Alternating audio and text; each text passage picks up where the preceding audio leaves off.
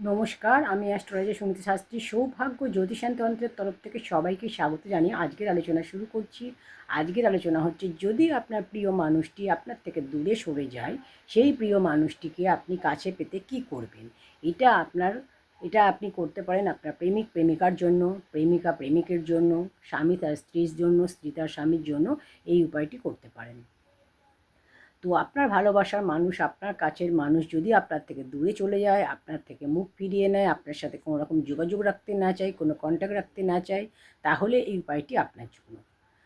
ধরুন আপনাদের কোনো এক সময় কোনো সম্পর্ক ছিল, একে অপরকে ভালোবাসতেন, একে অপরের সাথে যোগাযোগ ছিল, কথাবার্তা ছিল, একে অপরের সাথে দেখা করতেন, এইরকম সিচুয়েশান ছিল, কিন্তু এখন যে কোনো কারণে আপনাদের মধ্যে বিচ্ছেদ হয়ে গেছে বা আপনাদের মধ্যে কোনো তৃতীয় ব্যক্তি চলে এসেছে। সেই কারণে আপনার পার্টনার আপনাকে সময় দিচ্ছে না, আপনাকে ইগনোর করছে, অ্যাভয়েড করছে, আপনার সাথে কথা বলছে না, ফোন করছে না, বা চারিদিক থেকে আপনাকে ব্লক করে দিয়েছে। তাহলে এই উপায়টি আপনি করতে পারেন।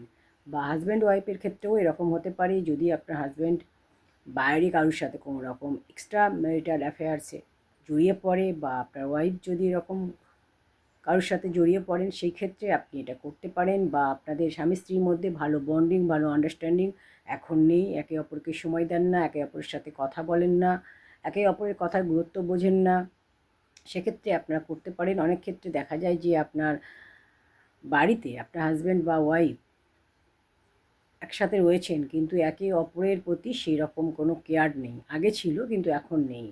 এখন একে অপরকে গুরুত্ব দিচ্ছেন, একে অপরকে সময় দিচ্ছেন, একে অপরের সাথে কথা বলেন, এক ঘরে থেকেও কোনো রকম কোনো যোগাযোগ সম্পর্ক নেই।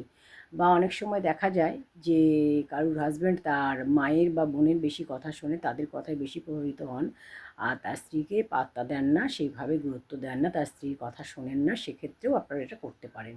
তো যার যেরকম সমস্যা, সেই সমস্যা থেকে মুক্তি পেতে আপনারা অবশ্যই এই উপায়টি করতে পারেন। তো উপায়টি আপনারা কি করবেন, আপনার প্রিয় মানুষকে, আপনার কাছের মানুষটিকে, আপনার ভালোবাসার মানুষটিকে কাছে ফিরিয়ে আনতে আপনারা যেটা করবেন সেটা হচ্ছে, আপনারা একটা লাল কাপড় নেবেন। একটা লাল কাপড়, সেই কাপড়টা আপনার দশকর্মার দোকানে পেয়ে যাবেন। ছোট লাল কাপড়ের একটা টুকরো কিনে নিয়ে আসবেন। তার মধ্যে আপনারা 11টি এলাচ নেবেন। 11টি এলাচ, ছোট এলাচ, যেটা আপনাদের রান্নাঘরে সবার থাকে, সেই এলাচটি নেবেন।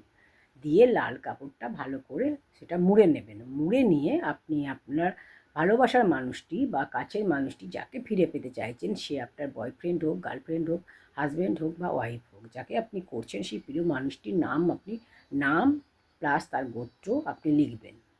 নাম, টাইটেল এবং গোত্রটা লিখবেন। লেখার পর আপনার যে ইচ্ছাটা আপনি যার যে জন্য করছেন সেটা আপনি বলবেন। সেটা আপনি 11 বার বলবেন। 11টি তাহলে এলাচ নিচ্ছেন, লাল কাপড়ে বেঁধে নিচ্ছেন, আর 11 বার আপনার মনের ইচ্ছাটা বলবেন। আর যে ব্যক্তিকে করছেন সেই ব্যক্তিটির নাম, টাইটেল প্লাস তার গোত্রটা লিখে নেবেন। লিখে নিয়ে তাকে কল্পনা করে, তাকে ভাবনা চিন্তা করে, তার মুখটা মনে করে, তাকে ভাববেন যে সে আপনার সামনে রয়েছে, তাকে ভেবে তার মুখটা মনে করে, তার কথা চিন্তা করে আপনি এই কথাটা বলে আপনি রাত্রে করবেন এটা। শোয়ার সময় বালিশের নিচে আপনি এটা মুড়ে রেখে দেবেন।